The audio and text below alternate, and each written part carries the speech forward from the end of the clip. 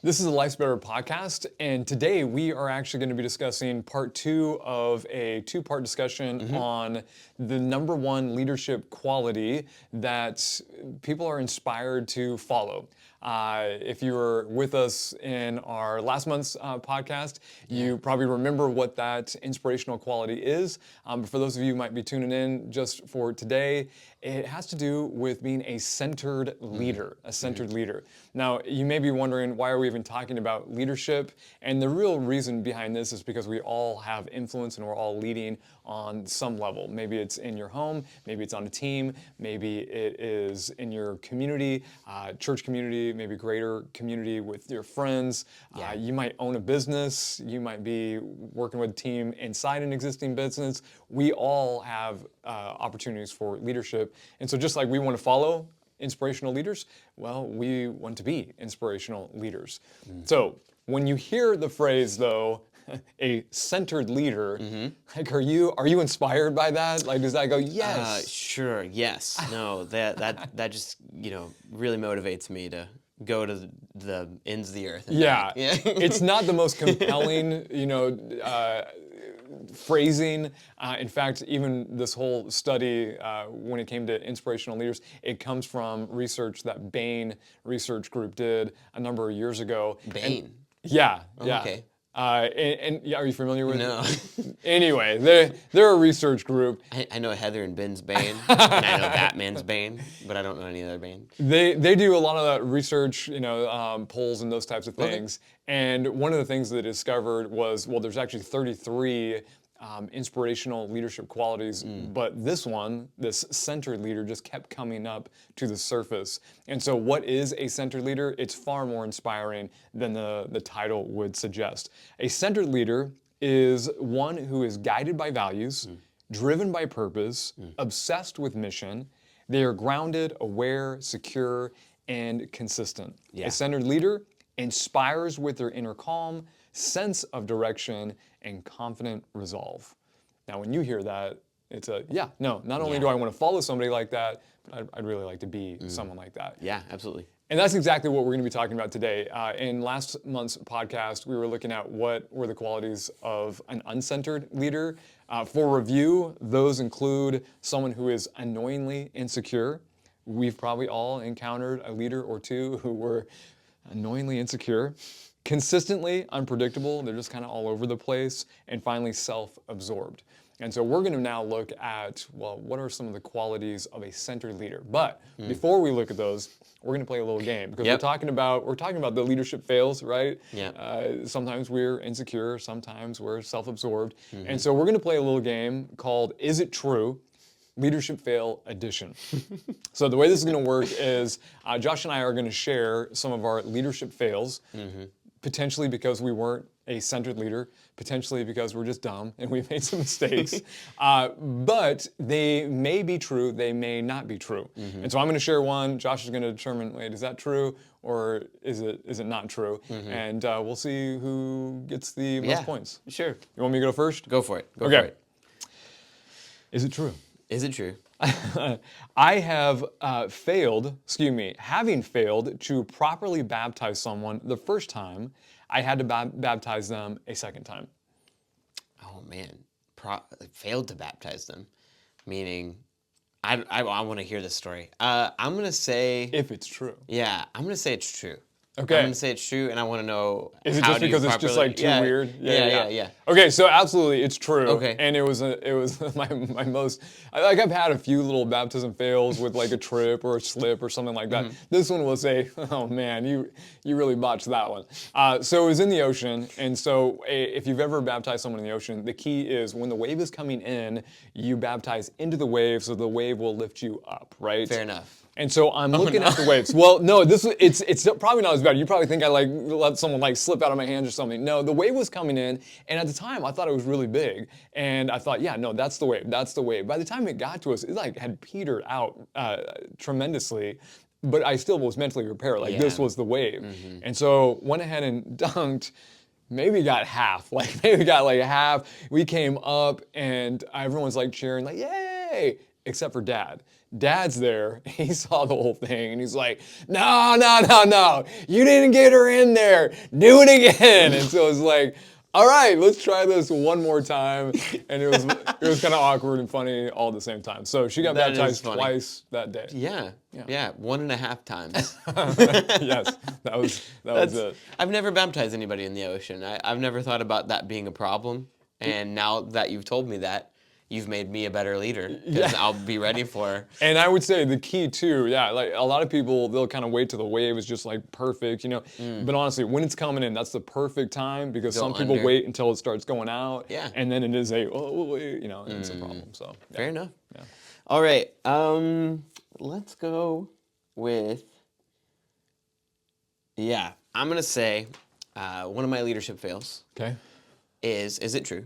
I got pulled over while going too fast with kids in the bed of my truck. Oh wow, kids in the bed of the truck and going fast. You remember I used to have a red truck, right? Yes, I do remember that. Pulled over, going too fast. So for those of you who are like out of state, technically you are not, it's not illegal in Kentucky to have someone in the back of your truck. However, there is the seatbelt law. And so it's really tricky, like, wait, so are you allowed to do this or are you not? Yeah. It depends on state trooper. They can nick Yes. you for not having the seatbelt. 100%. Yeah. So I'm gonna go with true. It is not true. I actually sold this one from a friend of mine who had this happen. And he's a lot older than I am, but was a youth pastor, and they were doing. Have you heard of like the game where you pack a couch in the back of a truck and you're given a list of places you need to go get a picture at? Oh, with the couch. Yes, and so you and your team of kids drive to these locations, get Awesome. out, unload the couch, all sit on the couch. One person takes the Love it. picture, and then you got to go to the next place. love it. Well, they were competitive and got pulled over on the way to another location with kids in the back of the Did truck. they get the ticket? Yes.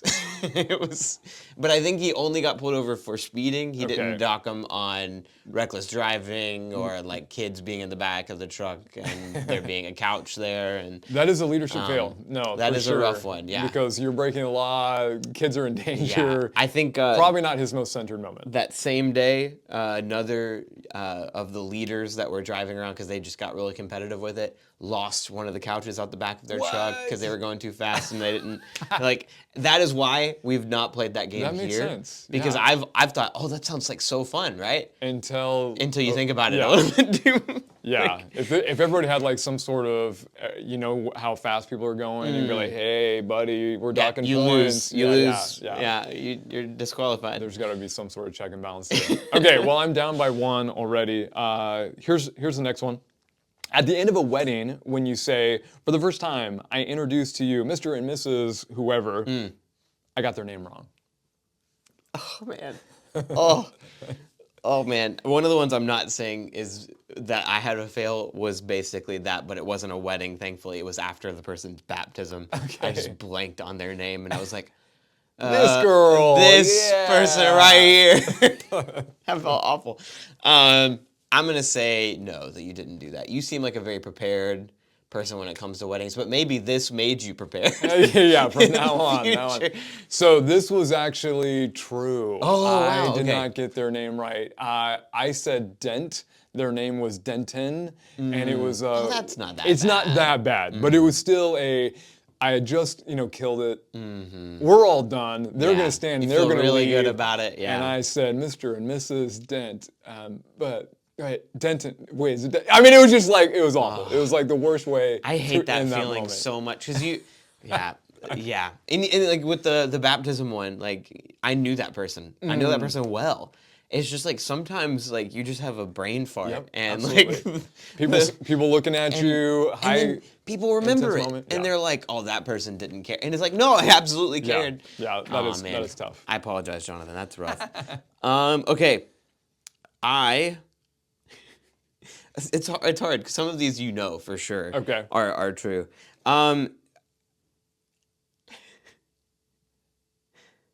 I allowed kids at camp to play volleyball in steel-toed boots. Okay. That has to be true. I mean, yeah, no, that's true. It's true. It was my very first Camp Calvary. Okay. Which was 2 weeks after I got hired on. It was the last day of camp. It had gone great. Nobody was injured. So this is Friday. People are like Yes, going home. Yes. And kids are playing volleyball. And really, I just didn't tell the kids, like, hey, whenever you play volleyball, don't wear steel-toed boots, which is something that you apparently have to tell kids. And this kid collided with another kid's foot, and a girl's toe basically got kicked off. Oh my gosh. And it was She like lost her toe? She came over to me, and she said, "Josh," like she was like kind of in shock, Oh my and she's like, "Josh, I think I need to go to the hospital." Oh my And she goodness. pointed down, and her toe, like her pinky toe, Completely removed. was like hanging on by skin. Oh my goodness. And it was just like the craziest thing. Like, and I reacted poorly because I saw it and I was go, "Oh my goodness!" And and because that's when like tears started That's welling when up and she she knew, started to I'm freak in out. trouble. And I had a leader. It was Tony Fields. That was there. That was the only time he ever helped me. But he threw her in his truck and drove straight like out of there. It was scary. So they sew that little piggy back on? You know what? As far as I know, she's great. Never came back to camp, it sounds like. All That right. was her senior year. Okay, It was she her was last done, day. move on. Yeah. It was her last day of camp. Okay. Yeah, it was an interesting moment. We are currently tied. We are Yeah, currently we tied. are. All right, next one. As a pastor, I have pantsed someone I was serving. If you're listening, you're not sure what I just said. I pulled their pants down. That's what I did. I was serving someone, and I decided it would be appropriate to pull their pants down. You know, I'm just gonna play the odds and say your first two were true. I'm gonna say this one's false. I would just hope That I would be centered enough. That I would be I feel centered like- enough to I don't know know, that like- there's a lack of wisdom. not necessarily. I'm still gonna say it's false. Okay. Yeah. It's true. It's true. It was one kid twice, actually. One kid twice. And to my defense, although it probably was not a very centered leadership decision, I had warned him. Like I had warned him. He was just like, "Listen, if you're gonna wear your pants that low, hanging out, at some point they may come down." So the first time we were playing hide and seek with a big group, and he was the counter, and I was just like, "Guess what? Boom!" And I was like, "Ah!" The second time was a really good one. We were ice skating with a big group, and he's like cruising around, and you know it's hard enough to like ice skate with your pants on.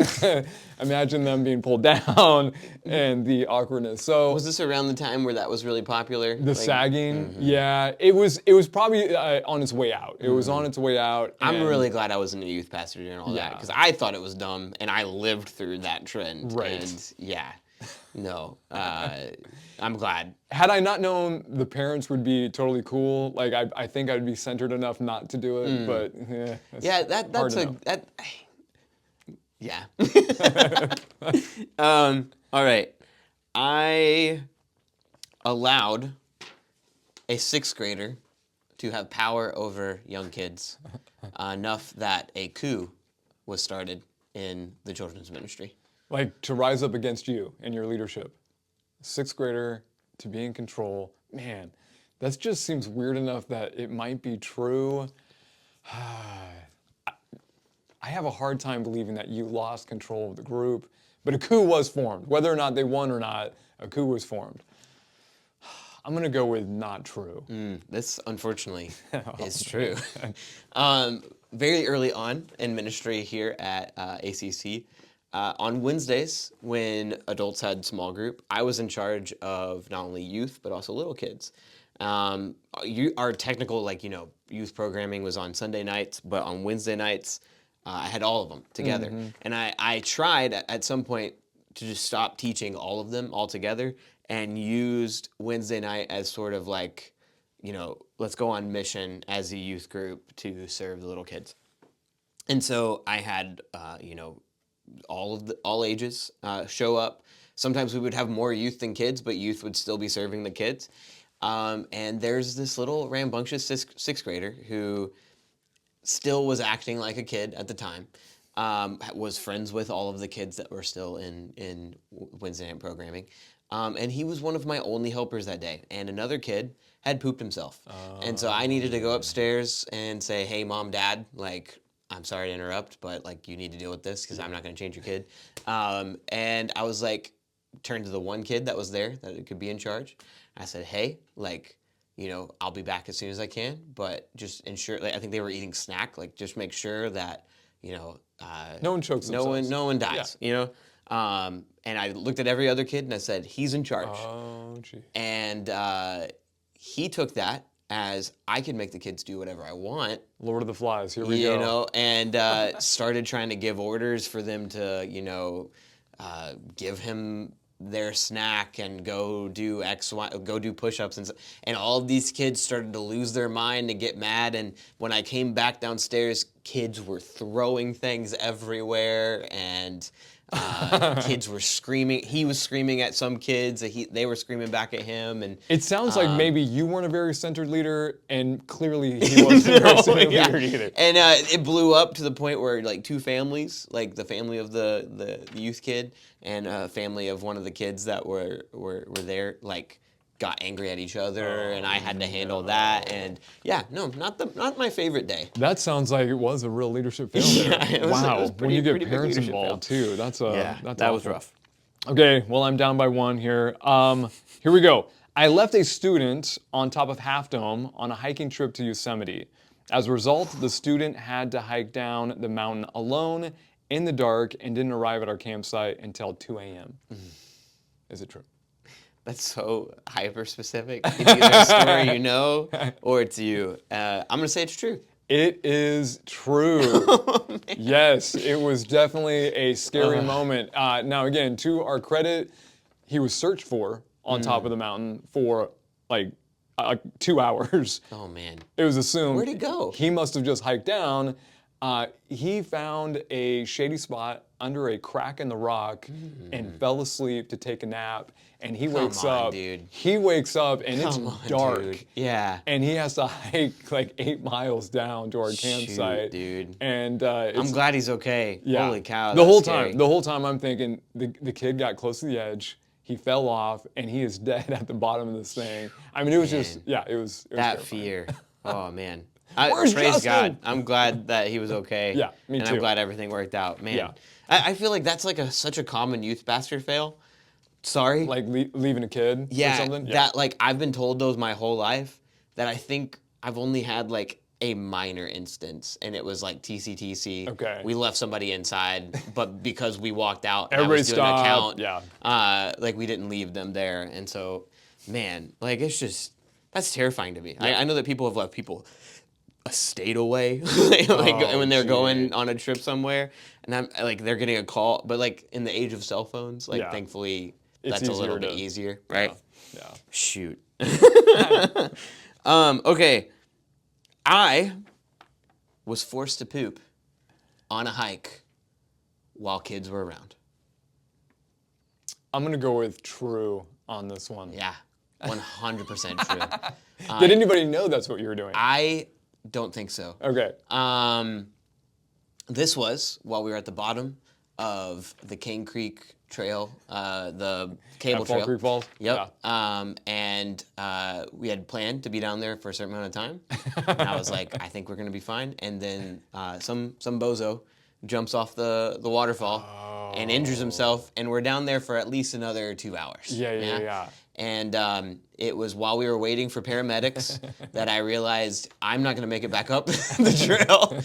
And so I leave you and Kristen and tell some, like Emily, like, hey, I'm going to go over in this area. That's pretty funny. Yeah, I had to poo at the bottom of that trail. Had I known, I might have taken a camera and tried to find you. So it's probably a good thing that I did not know. Yeah, and then I kept kids away from that area afterward. No. Didn't- You don't want to go there. It's just not safe. Didn't tell them why. Look at the briars. There's all kinds of thorns over there. You don't want to mess with it. But when you have to go, you have to go. It didn't feel like a centered mistake. It felt more like poor Nature planning. calls. Yeah, I mean, when you were planning on being out of there and then an When nature injury, calls. Yeah. It happens. Last one. I lied to a camp dean to keep a camper out of trouble. You lied to Camp Dean to keep a... Man, that feels like a fail that I've done before. Oh, wow. Okay, at least we're in good company if this is actually true. I'm going to say it's true. If you have never done that, that's pretty impressive.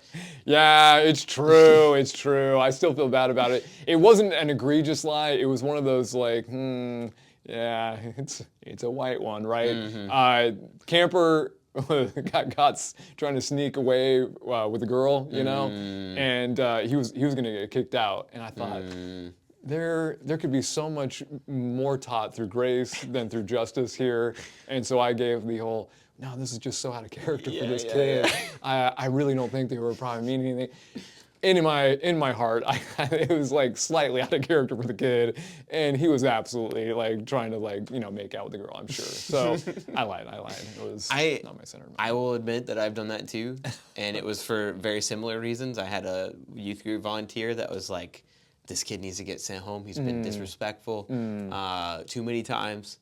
And I went and talked to the kid. It was very clear that was what happened. Yeah. And I went back and I was like, no, like it's been a bit of misunderstanding. Just trying to like de-escalate, right? But probably lying there wasn't the best case because she saw right through it. Like obviously, no, that person was very disrespectful. I just didn't want to have to send a kid home, and I was like, let's let them stay. Yeah. Which probably would have been a better way to do that conversation, right? Like, I know you're mad, Right. but let's like remember why we're here. Because like she was like, "You're getting sent home, buddy," like type of thing to the kid, and I was like, "All right." I think this was year 2 of ministry. Yeah. Learned a lot of things in those first 2 years. All right, my last one.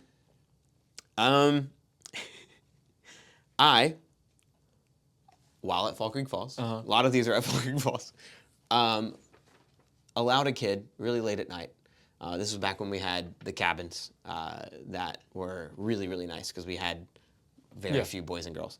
In the boys' cabin, a kid asked if they could put out the wood stove fire with their pee, and I said, sure, because I was too tired to say no. Josh, that does not sound like you at all. I would be shocked if this is true. It's not true. However, someone else did it. It was on the if you're ever in the mood for a laugh, Youth Group Chronicles Instagram tells horror stories sent in by youth pastors and youth workers, and this is a true story for one of them. Now, was this a bonfire or was this actually like a wood stove situation? It was the wood stove in there, and it made the whole cabin smell like pee the rest of the week. Just not well thought through. No. Yeah. And I like, of course it's gonna make your cabin reek. Yeah. And it's a rented cabin. I guarantee they had to pay for like some type of cleaning, but. Middle school boys, they're like laughing, but wouldn't it be hilarious if I peed on that to put the fire out? And like sometimes when you're tired and week after, just do it. Just do it. Let me continue sleeping. But if you think through it for 2 seconds, you realize that was a dumb decision. Yeah, that would be bad. Well, Josh, it looks like you won this game. pretty good. Is it true? And it's clear that both of us have had probably our uncentered moments of leadership. And plenty more. And there'll probably, unfortunately, be quite a few more. But today we're going to look at how we can become a more centered leader. And so we're going to look at 3 ways that we can step into being a more centered leader. Number 1 on the list is we want to... well, let me find it. Here it is. We want to be inwardly confident. So rather than being annoyingly insecure, which we talked about last time, we want to be inwardly confident. Now, when we say inwardly confident, we're not talking about arrogance, right? We're not talking about the leader who says, my way or the highway. Yeah. Hey, I've got the best ideas. Hey, I'm the main character. We're not talking about that level because honestly, have you ever been attracted to an arrogant leader? Never. But we're all naturally attracted to confident leaders. I mean, a good example would be, the father who's, confidently walking up the ladder and then turns to his child, says, hey, you can climb the ladder just like Dad did. Well, because Dad was confident, well, maybe I can be confident in the sketchy ladder as well. So the problem is, though, there's areas in all of our lives where we lack confidence, even in our leadership. In fact, I wanted to ask you, because you've been in youth ministry and you started at a very young age, When you started, did you lack confidence because of your young age? Did you ever have like, man, I think I might be just too young for this? Yeah. Okay. And lack of experience and all that, yeah. How about now that you're in your 10th year, has it swung the other way? And have you ever had the thought of, man, I feel like I'm losing a little bit of confidence because maybe I'm too old and I'm getting out of touch with these students? Yeah, Isn't that weird? Yeah, it's right? really weird. Yeah. There was probably like the perfect moment like for a day that you're like, I'm the perfect age for youth ministry. But I've absolutely had the enough, yeah, same thought as well, and probably will have it even for pastoral like senior ministry or pastoral care. I'm way too young for this, and then at some point, no, I'm way too old. I'm getting crusty and need to get out of here. So what do we do? What do you do when you're lacking confidence in leadership and you want to be that centered leader? Well, we're going to give you 3 suggestions. It may be that you need to actually develop a skill. It might be that you have a weakness that you simply need to accept, or a belief that you need to change. Let's talk about that first one, a skill to develop. I love this one because I think it really relates to something that I've seen you develop in the last year or two. And that has to do with the fact that I think there was a time you were lacking confidence as a leader who need to be organized. You've got a wife who's very organized. You've got other people in your life who are very organized. And it's like, oh man, I'm not organized like them. Yet we are coming out of a very full, very busy season of ministry where you delivered with amazing ministry and did it with great organization, even though we've had the largest numbers of students that you've ever had to organize more volunteers than you've ever had to. Logistically, lots of moving pieces and parts, and you did it with excellence. So clearly, somewhere along the way, you started to develop this skill of organization. What were some of the things that you did to develop organization? I think we're going to be talking about like some other things where there's like lies you might even be believing, and I think I for sure believed the lie that this just wasn't a thing that was possible. And so I think getting over that hump was huge. And I remember like there was just people that were like, yeah, this might be not something you're naturally gifted in, but it's definitely a developable skill. And so I just started small. I started with my own personal life, like how can I make my life be a little bit more organized and on a schedule? And I used to tell myself like, oh, I'm not a person that would thrive under that. I like kind of the day-to-day changes, the flexibility. But like you can make time for flexibility, to be honest with you. And I learned like if I just let's implement this app and to help me get my tasks done for the day. Let's make sure that my morning routine is fairly normal and fairly consistent. Let's make sure that the things that I want to be, like a person who checks in on people, a person who is reliable when it comes to sending a message back, or reliable at setting up a Wednesday, like night ahead of time. Like let's make sure those things are set, and then realizing that like youth ministry requires like prep, like a lot of prep, and I can thrive and I can have a lasting ministry and not get burnt out if I'm forecasting well ahead of time and feel good about it going into it. And I think it was a couple of those like those successful moments where you're like, I prepared for this and it worked out well and I wasn't super stressed, that I started to chase that feeling. I like want to do it I again. want to do that again. But it all started small. So like if you have if I could encourage you, like if you have a skill you want to develop, don't feel like you have to be like the next best at that skill immediately. Pick things that interest you and like consistently choose to do them until it becomes a habit and they make it a little bit better. But that was me for sure. No, I love that you just kind of kept pecking away at it until you started realizing, hey, you know what? Maybe I'm getting better at it. And so, still not ahead. natural. Like it's not like I realize that that's just not a natural rhythm of mine, but it's something I still can step into, with God's help too. And to be that centered leader, which is great. Yeah. So if you're in a position where you're just like, I lack confidence and it's because I just don't have these skills to lead and lead well, hone in on, well, what is it that would give you a bit more of a confidence? Yeah. Maybe it has to do with like numbers. You just look at the financial sheets and you're like, I don't even know how to read this, understand it. How can I lead in this? Well, take a class, get on YouTube, watch some videos, find a mentor who can pour into you. These are all ways that you can start to develop a skill.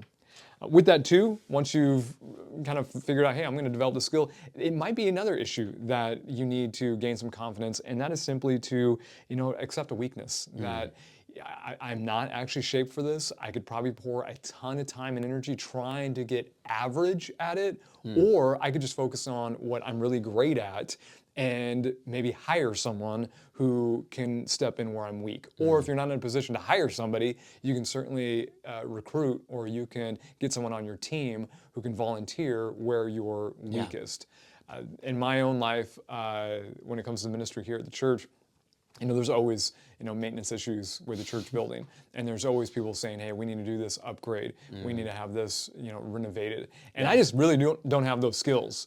And so I could spend hours and hours and hours watching YouTube and trying to work my way through it. Or I could recognize there are some individuals in our church that not only are they good at this, but they love doing this, and invite them to spearhead some of those opportunities. And so maybe in order to gain some confidence, you just have to recognize, hey, I'm not going to be great at everything.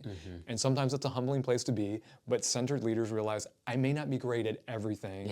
And so I'm going to go accept that might be this area, and I'm going to turn that over to someone else. I thought about it more. I think that that is a quality I love in a leader, when they're able to admit they're not the best at everything, that's so it's nice, right? It's oh, they're human, Right. and maybe I can step in when we're in the where areas they're weak, but people who pretend to be good at everything, it can be so frustrating. It's I don't think you're very good at this, but you think you're really good at this, and that's tough, right? It's tough to follow a leader like that, but it's really easy to follow a leader who's humble enough to say, I'm not good at these things, but I'm trying. Yeah. And especially the humility to recognize in someone else, hey, you've got it, and I want to actually empower you to run with it. I mean, that just, okay, let's go. Let's do this together. So oftentimes it might be a skill you need to develop. It might be a weakness that you need to admit and then turn it over to someone else. Or it might be a belief that you need to begin to change. We all have negative chatter in our minds that tell us that we're not enough.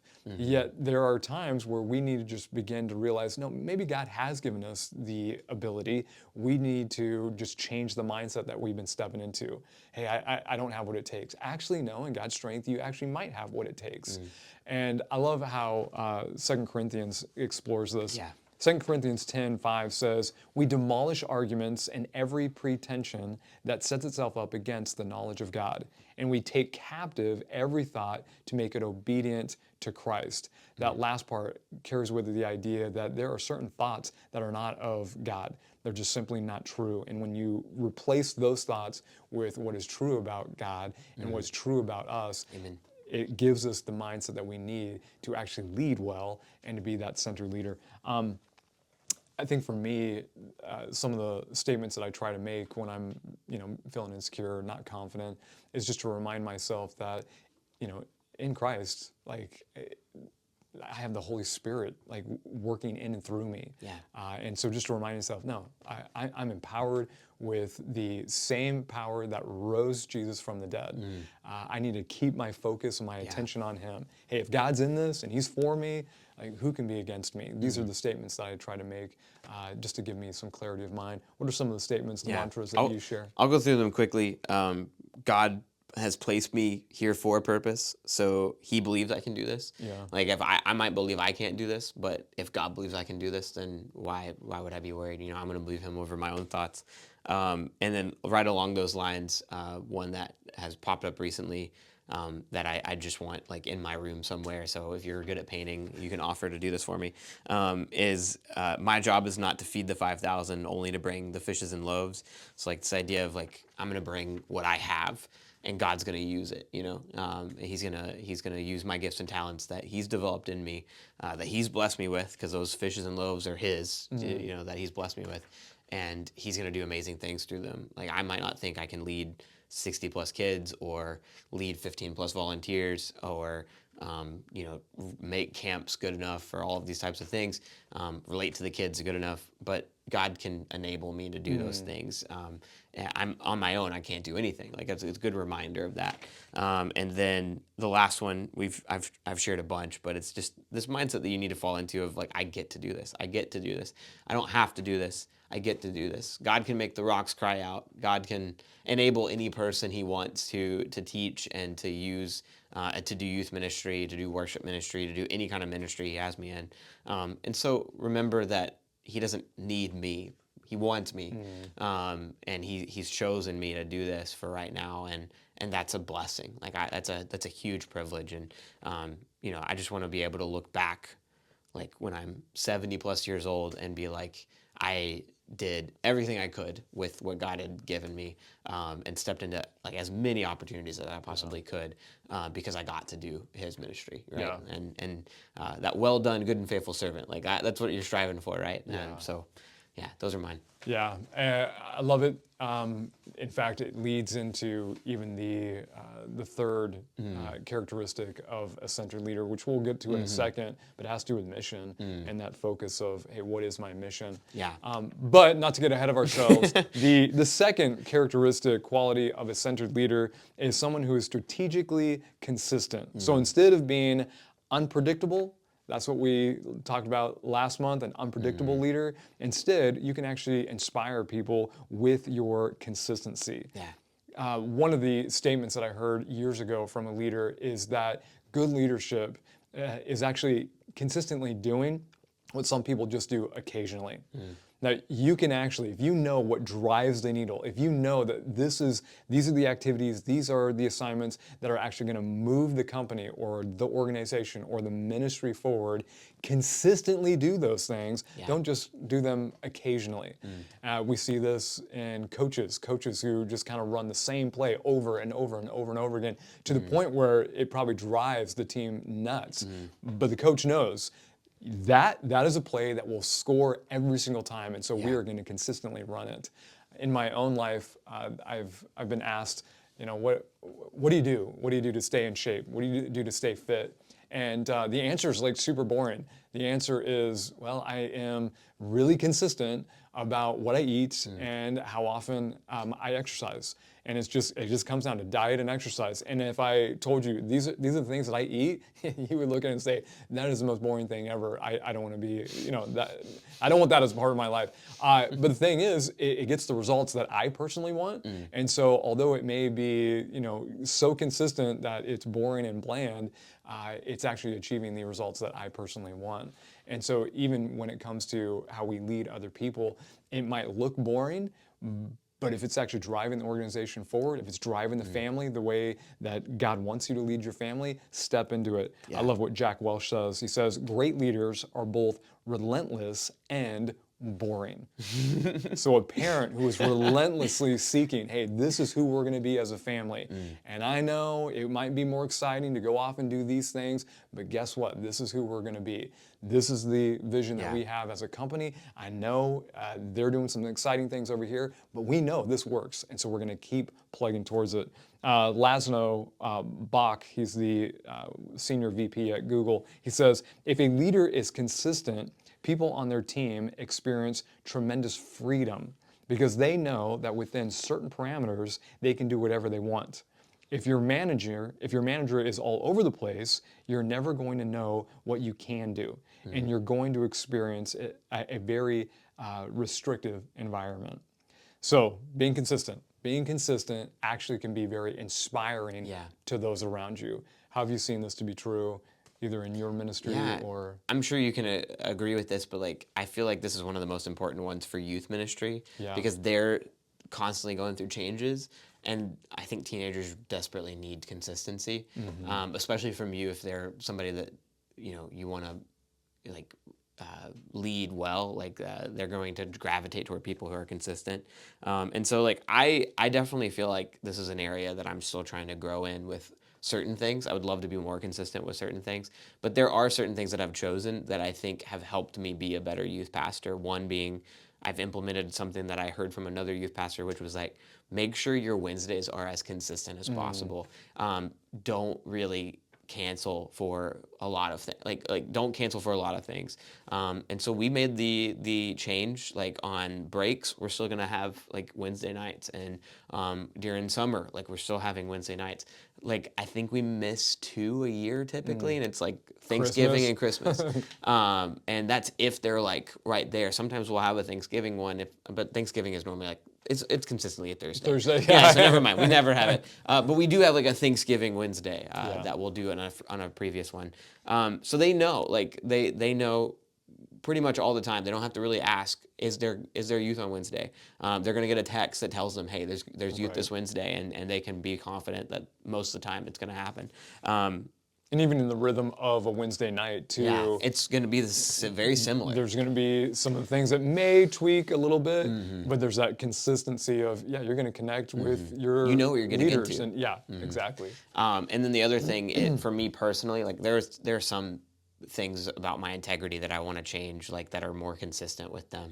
But one thing that I try to do is something that was shown to me was every conversation. I'm going to try to be willing to answer questions. If they get angry, I'm not going to get angry back. I'm going to be kind, and that kindness is going to come out in everything I do here. Whether it's with volunteers or whether it's with students, I want to make sure that they see Josh is somebody who's going to be kind to me, regardless of the attitude I bring to him. And I think that that's helped with the building of trust with them. So. No, that's really cool. So you actually sat down and said, "I am going to be consistently kind." Yeah. Oh, that's good.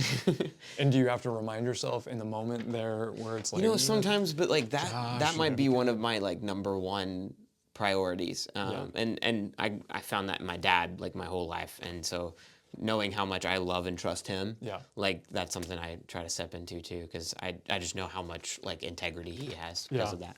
That's really cool. All right, well, the last quality that centered leaders have is mission-driven. They're mission-driven.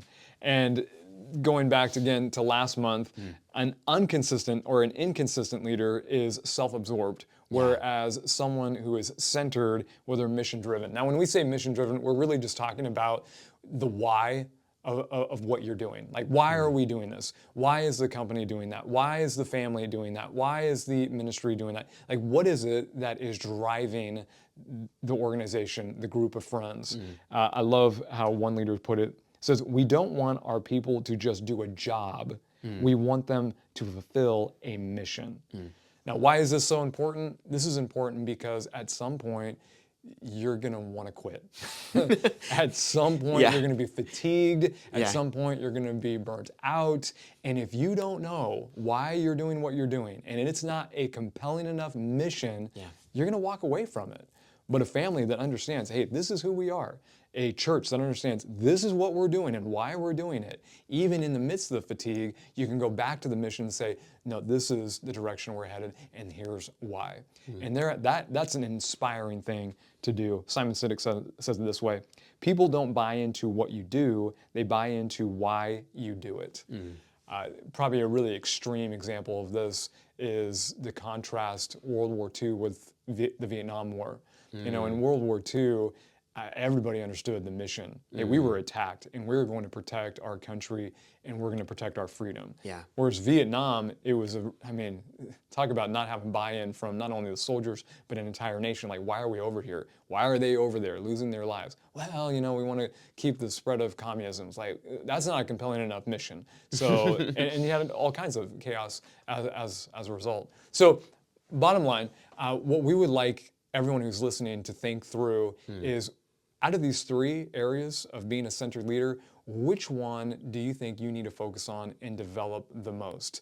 Is it possible that for you, it's that inward confidence and you need to work on some of those things to build the confidence?